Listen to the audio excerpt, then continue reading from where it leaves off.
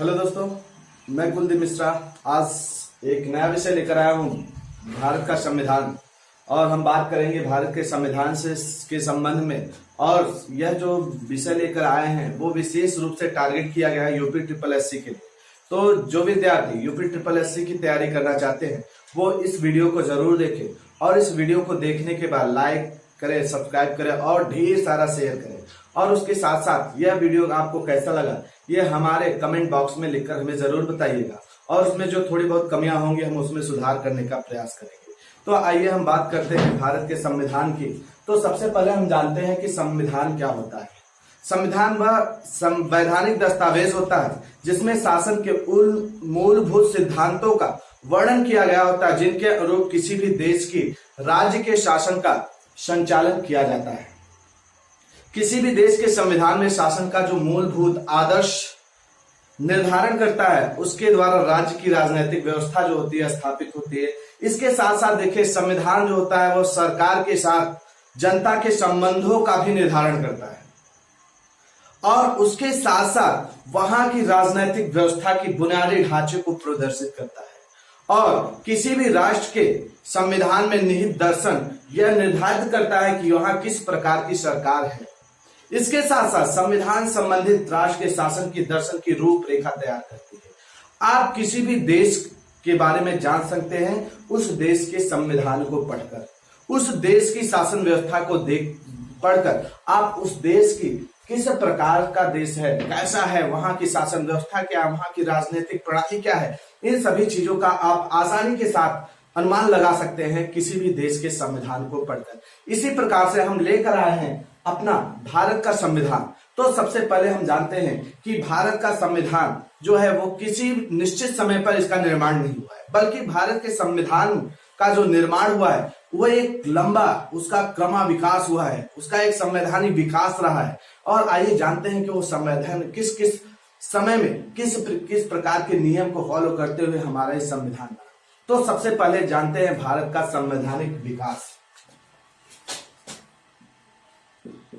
भारत का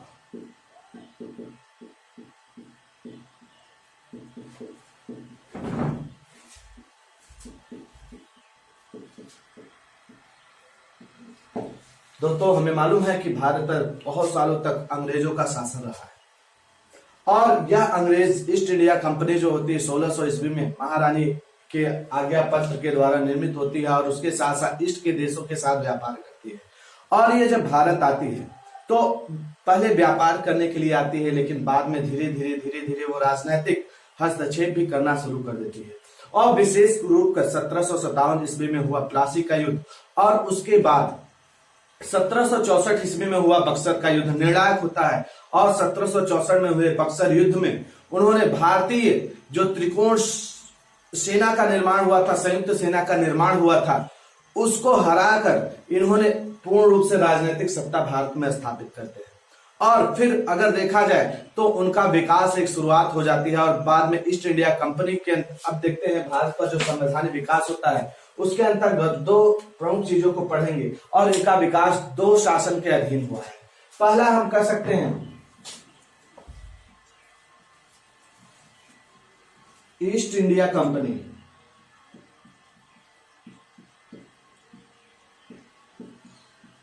east India company के अंतर्गत संविधान का विकास।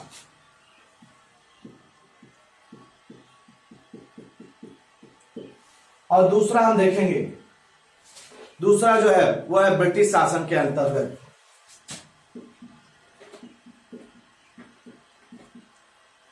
ब्रिटिश शासन के अंतर्गत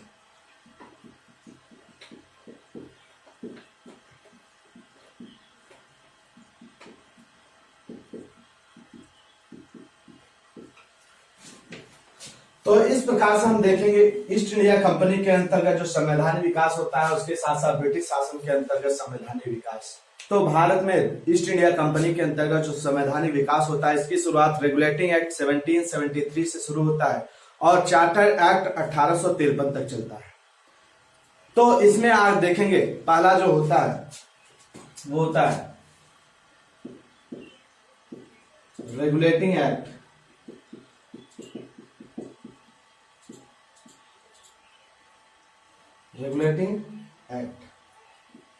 1773 सबसे प्रमुख होता है।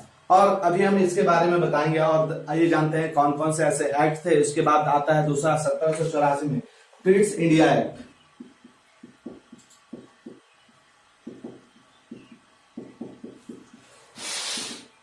जो 1784 में आता है। इसके बाद देखेंगे चार्टर एक्ट 1793।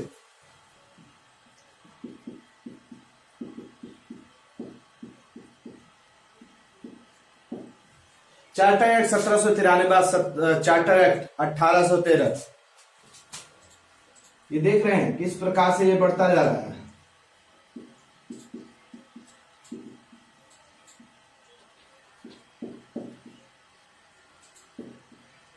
इसके बाद अगला जो आता है वो चार्टर एक्ट 1833।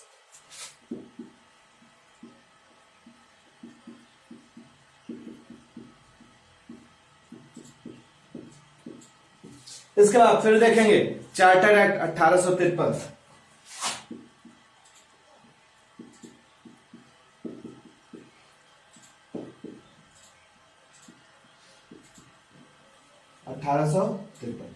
यहां से चार्टर एक्ट 1853 तक होता है ईस्ट इंडिया कंपनी के अधीन हमारे संविधान का विकास। और उसके बाद 1857 में एक विस्तृत भारत की क्रांति होती है। और भारत की क्रांति के बाद फिर शुरुआत होता है भारत शासन अधिनियम। इसके अंतर्गत शुरू होता है भारत शासन अधिनियम 1853।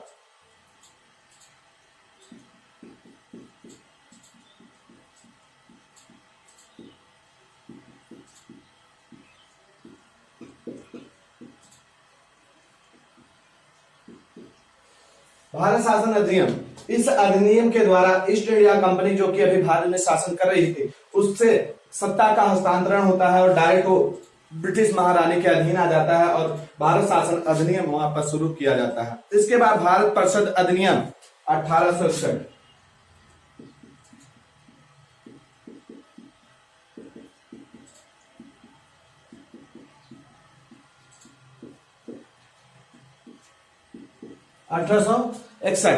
इसके बाद अगला होता है भारत परिषद अधिनियम।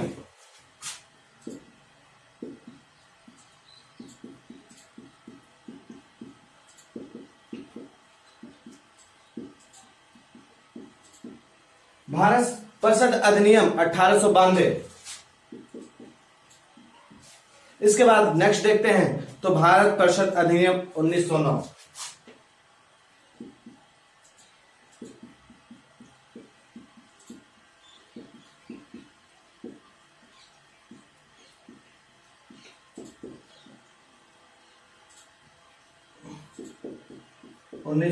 इसे पार्लियामेंट सुधार के नाम से जाना जाता है। इसके बाद अगला आता है भारत शासन अधिनियम। भारत शासन अधिनियम 1919।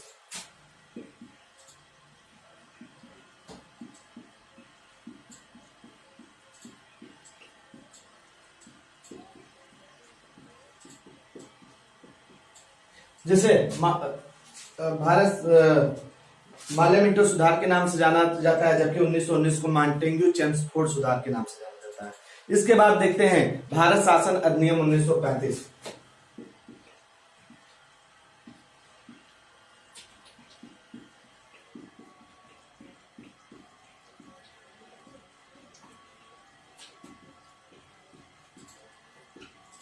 इसके बाद एक और आता है और वो होता है भारत स्वतंत्रता अधिनियम 1947।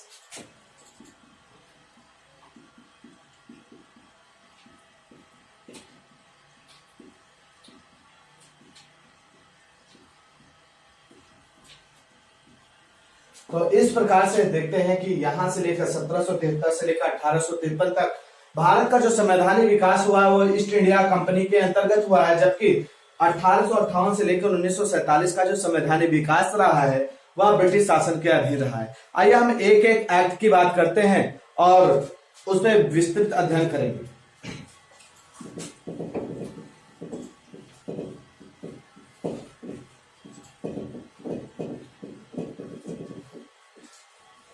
और इसमें जो सबसे पहला है वो है 1773 का रेगुलेटिंग एक्ट, जो कि बहुत भारत में शासन व्यवस्था को स्थापित करने के लिए एक महत्वपूर्ण होता है। तो रेगुलेटिंग एक्ट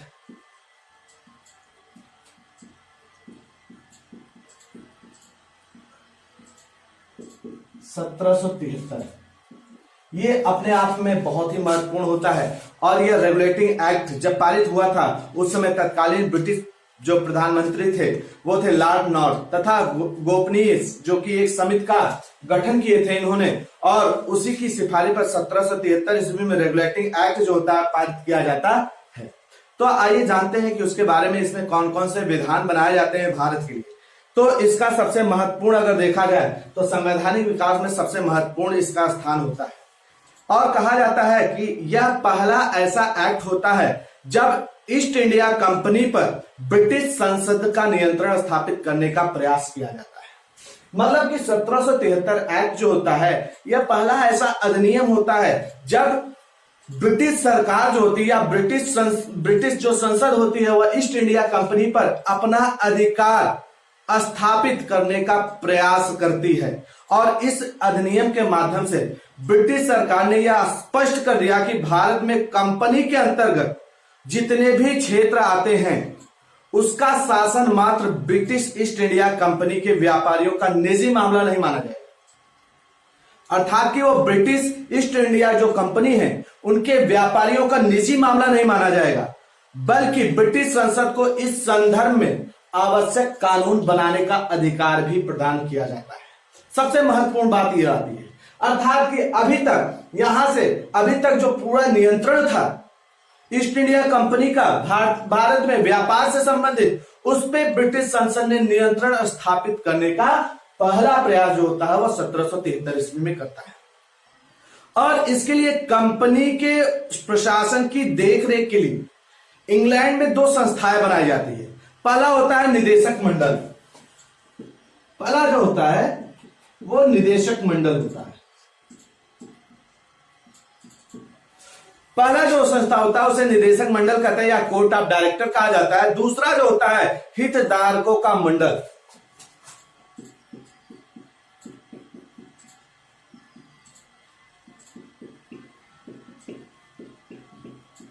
हितधारकों का मंडल, ये 2 संस्थाएं बनाई जाती हैं कहां पर? इंग्लैंड में। और इस अधिनियम के द्वारा बंगाल के गवर्नर को गवर्नर जनरल कहा जाने लगा।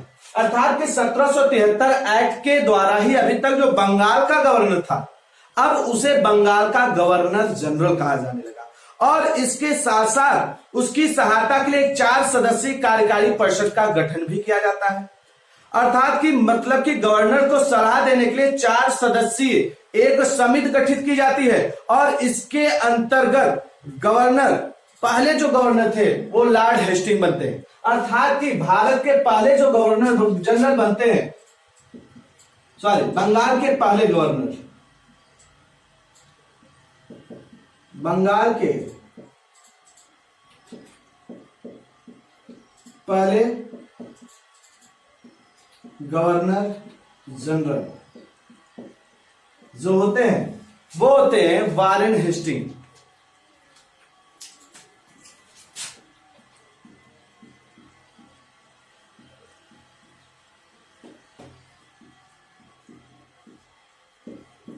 तो इन्हें जो होता है गवर्नर जनरल बना दिया जाता है।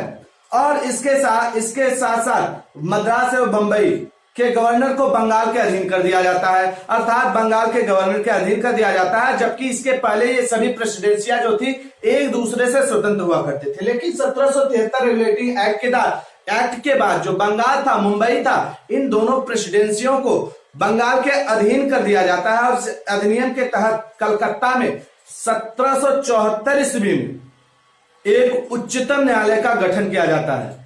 और इसके जो पहले न्यायाधीश होते हैं वो होते हैं एलिजा एम्पे। इसके जो प्रथम कह सकते हैं कि मुख्य न्यायाधीश थे एलिजा एम्पे थे। अर्थात 1773 अधिनियम के द्वारा 1774 में पहले कलकत्ता में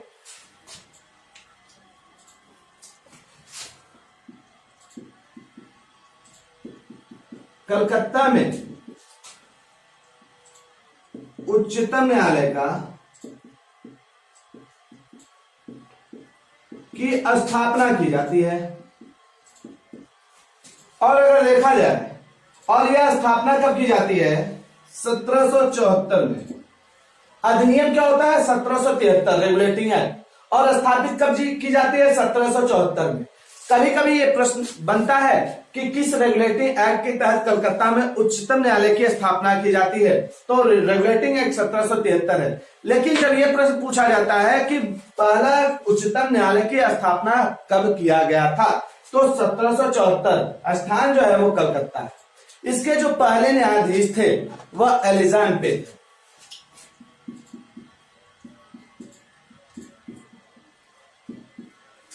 प्रथम न्यायाधीश।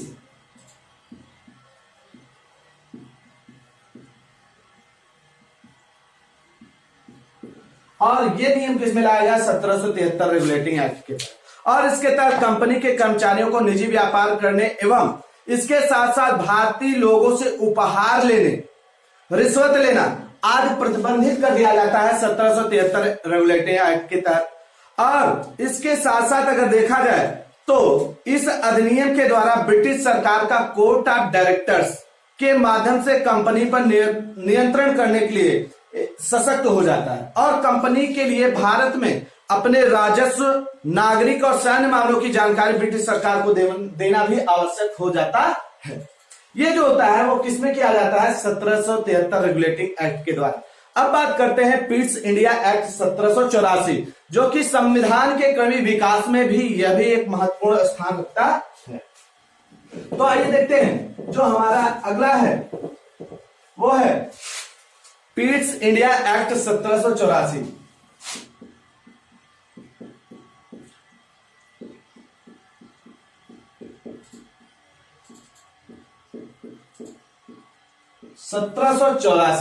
अब देखते हैं इसमें महत्वपूर्ण क्या होता है। तो अभी तक यह अधिनियम कंपनी द्वारा अधिग्रहित भारतीय राज्य क्षेत्र में ब्रिटिश राज के स्वामित्व का दावा जो होता है पहला वैधानिक दस्तावेज था। कह सकते हैं इस अधिनियम द्वारा यह जो अधिनियम था कंपनी द्वारा भारतीय राज्य क्षेत्र पर ब्रिटिश ताज के स्वामित्व के दावे का पहला वैधानिक दस्तावेज प्रमाणित करता है। इस एक्ट को ब्रिटिश संसद में तत्कालीन प्रधानमंत्री विलियम पिट द्वारा प्रस्तुत किया जाता है। विलियम पिट, इन्हीं के नेतृत्व में, ये अभी तक कौन थे? ब्रिटिश के प्रधानमंत्री, ब्रिटिश प्राइम मिनिस्टर उस समय तत्कालीन जो थे विलियम पिट थे और इन्हीं के नेतृत्व में जो होता है पिट्स इंडिया एक्ट 1784 जो होता है वो पारित किया जाता है। और अगर देखा जाए इसमें एक नियंत्रक मंडल जो होता है वो 6 सदस्यीय बनाया जाता है। नियंत्रक मंडल की स्थापना की जाती है और वो क्या होता है? 6 सदस्यीय बनाया जाता है। इसमें चांसलर ऑफ एक्सचेकर, इसके साथ साथ राज्य सचिव और 4 सदस्य प्रिवी काउंसिल के हुआ करते थे। अर्थात कि अगर देखा जाए व्यापारिक क्रियाकलापों को कंपनी के निदेशकों के हाथों में पहले की तरह रखते हुए राजनीतिक क्रियाकलापों के नियंत्रण एवं पर्यवेक्षण हेतु एक 6 सदस्यीय नियंत्रक मंडल बनाया जाता है। अब आइए देखते हैं कि ये 6 सदस्यीय जो नियंत्रक मंडल होता है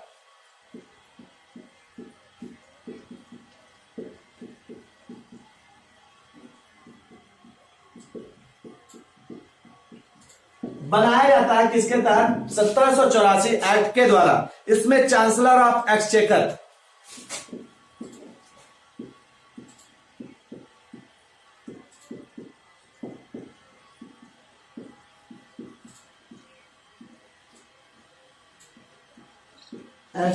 एक्सचेकर, दूसरा जो थे वो थे राज्य सचिव,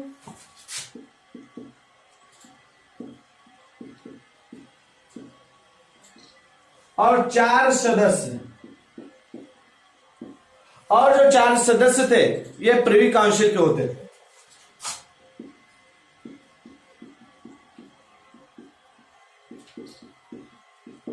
इस प्रकार से 6 सदस्यीय नियंत्रक मंडल बनाया गया जो कि इसे जो है नियंत्रित करता था। इस प्रकार ब्रिटिश भारतीय उपनिवेश के 2 शासक थे। पहला जो था कंपनी का निदेशक बोर्ड, जो अभी हम इसके पहले 1773 के अंतर्गत जिसका गठन किया गया था।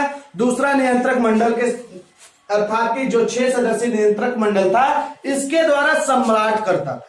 कौन करता था? सम्राट करता था। यह स्थिति 1858 तक बनी रहती है। ये जो नियंत्रक मंडल होता है ये कब तक होता है? 1858 तक रहता है। और गवर्नर जनरल को परिषद की सदस्य संख्या 4 से कम करके 3 कर दी जाती है। इसके साथ साथ क्या किया जाता है? गवर्नर जनरल की जो परिषद होती है उसमें जो सदस्य 4 होते हैं,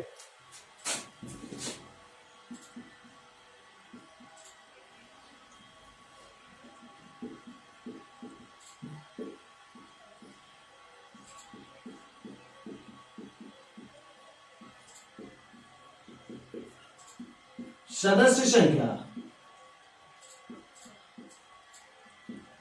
4 से घटाकर 3 कर दी जाती है। और ये किसके तहत किया जाता है? 1784 पीट्स इंडिया एक्ट के तहत। किसके तहत किया जाता है? 1784 पीट्स इंडिया एक्ट के तहत।